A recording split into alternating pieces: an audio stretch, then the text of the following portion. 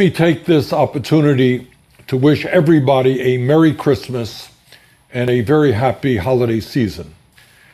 As the threat of a government shutdown looms, however, we should understand that this may not be a particularly happy time for many hundreds of thousands of federal employees who may be sent home without a paycheck. In fact, many may be required to continue to do their jobs. They're working, but they're not going to get paid.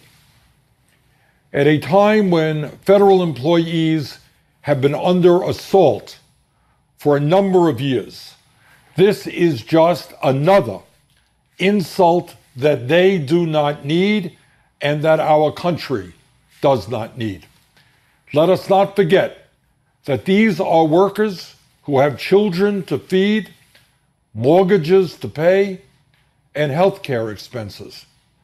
Let us also not forget that millions of Americans who utilize government services will be impacted by this shutdown. It is no secret that Donald Trump recently made it clear to the whole world that he welcomed a government shutdown.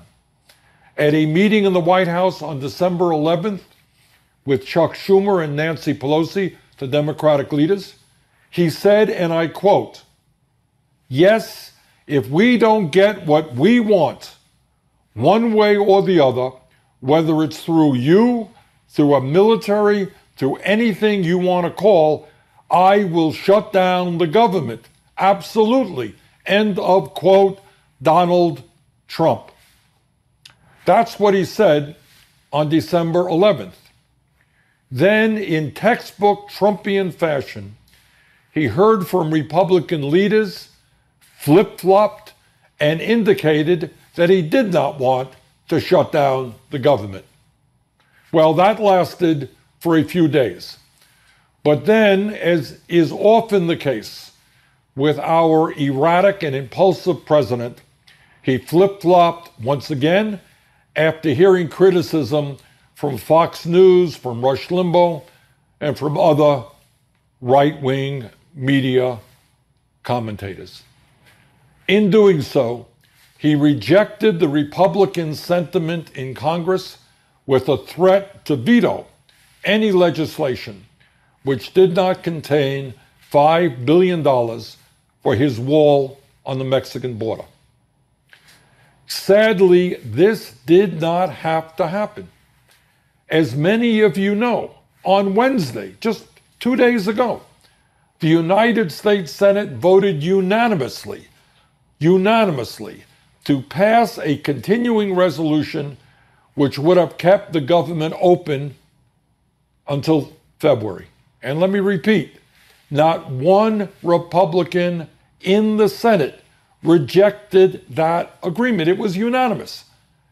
As of 2 days ago, it was widely perceived that the House of Representatives would pass the same resolution and keep the government open until February.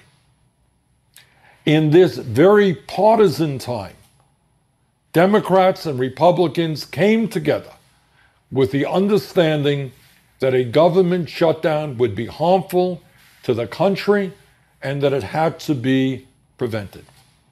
Think about it for a moment. Democrats and Republicans came together after a whole lot of discussion and agreed on how to keep the government open. And then, literally after 1 day of right-wing media criticism, the President of the United States undermines all of that work. To say the least, that is extremely problematic behavior.